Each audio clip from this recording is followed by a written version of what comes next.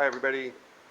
Today we are going to be talking about a gin, and a very unique gin. We're going to be talking about Shiraz Gin with Tasmanian Pepperberries from Canberra, and the distillery is Underground Spirits.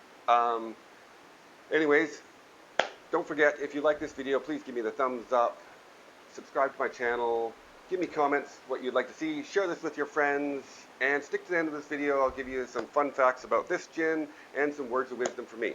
So, as we're getting into this gin here, let me also thank Shannon and Elliot that have sent it out to me to review. So thanks guys. I'm very curious to try this out. Now the interesting thing about this gin that I find it's unique, and I'm very curious to try it out, is it is aged in used Shiraz barrels. So it is ran through, I believe, a column still, similar things that you'd make a normal gin with, but botanicals are very common than most, besides the pepperberries, the Tasmanian pepperberries. But it's aged in oak barrels that have had previously had Shiraz, the wine, in it. So it's a source from a local winery in Canberra, I believe. And so everyone's going to be slightly different because oak and wines can change over time. The oak can be a newer oak or an older oak and have more sapwood or less sapwood. And the wine can be different for different seasons. I mean, one year might be a lot sweeter grapes. So these gins will taste differently, I guarantee, batch to batch. So let's get into this. I've never tried this bottle. To me, it seems very strange to add oak to gin, and especially wine barrel oak to a gin. And by saying that, I'm a little bit skeptical because to me it seems, yeah, it seems a little bit out of the norm to do that. But by saying that, I once had somebody say, hey, try this drink out. It was called a black velvet. And a black velvet was half champagne and half Guinness. And it sounded revolting to me. But I had it, and I actually quite enjoyed it, and I don't have it very often anymore, but I do quite enjoy it. So I'm going to go in with open eyes and really see what this gin tastes like. I really hope it still has a gin flavor to it, and the oak and the wine flavors haven't overpowered it. But let's give it a try, see what we think. Okay.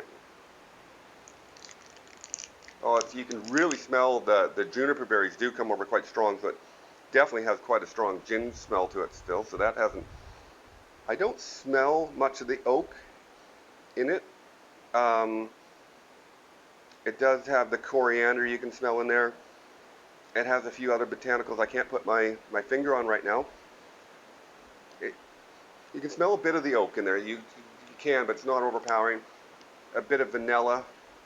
Let's try it out.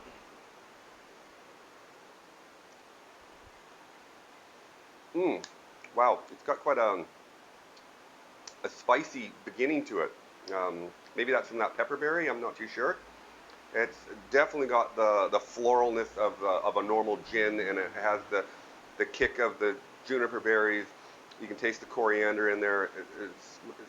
I think it has angelica root in it. I taste some angelica root.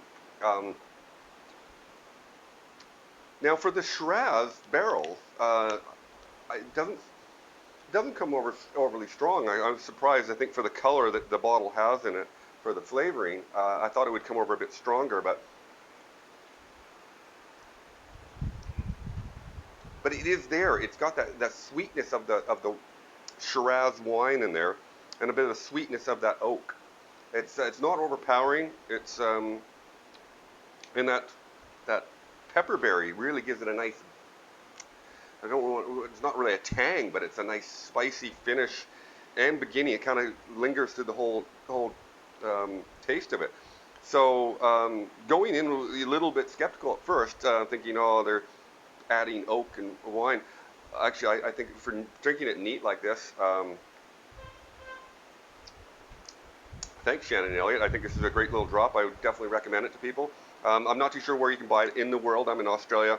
It is made in Canberra, Australia, and I know here in Australia you can buy it through Dan Murphy's, but I'm hoping it can get out to more people, or if people come and visit Australia, maybe definitely give this bottle a try, because if you like gin, and I'm a huge skeptic on a lot of gins because I love gin, and the worst thing I hate is a bad gin. So good job guys. I think it's a really great bottle. So I'm going to get into some of my words of wisdom today. My words of wisdom today are about entrepreneurship.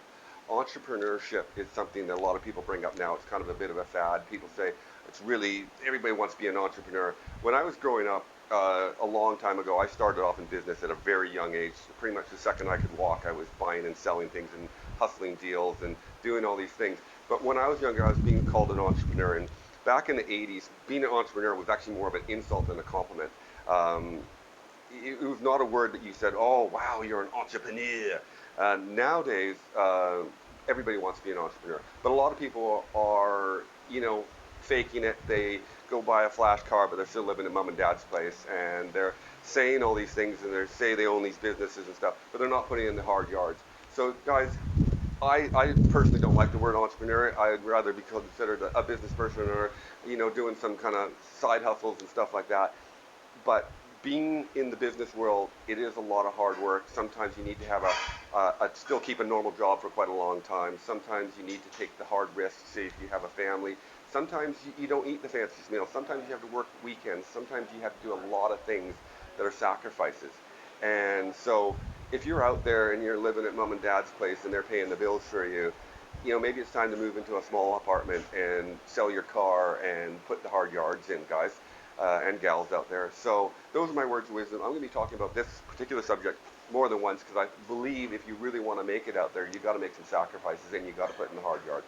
I have now this year, I have one corporation and two side hustles, and I believe one of my side hustles is actually going to overtake my corporation this year. But I have to make some sacrifices, and I have two young kids and a beautiful partner, and I know that it's going to be a lot for me to take on, but I'm going to take the hard yards this year. So those are my words of wisdom today. The fun fact I'm going to tell you about this beautiful gin is it actually is filtered 10 times through a charcoal filter, and then it's cryo-filtered, which is incredibly complicated scientific way that is patented from Canberra, from a scientist there. If you want to know more about that, please send me a comment. I can give you some more details. If I went to the whole details of the cryofiltering, this video would be 25 minutes long. So send me a comment if you want to know any more about the interesting way they filtered this booze, which I think is incredibly, interesting, especially seeing how they filtered it and then added impurities of putting oak in from wine casks later on. So don't forget, guys, if you did enjoy this video, please give me the thumbs up, subscribe to my channel, ring the bell for notifications, and share this video with your friends. And I'm going to see you in the next video, one video every week. And don't forget, everybody, guys, keep your stick on the ice. Cheers.